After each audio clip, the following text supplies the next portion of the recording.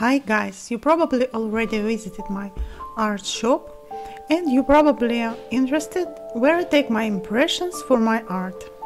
In this channel I will share my impressions and interesting video from my plein air sessions, painting outside sessions.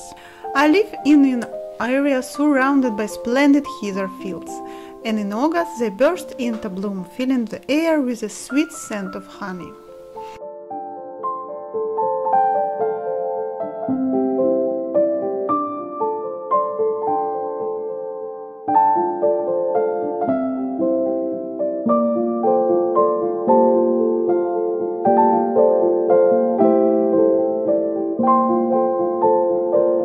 Take a moment to admire the buzzing bees. The heather flowers are incredibly small, and it's fascinating to think about how many tiny flowers make up this vast field. And the painting. If you like this artwork, you can find it in my shop through the link below.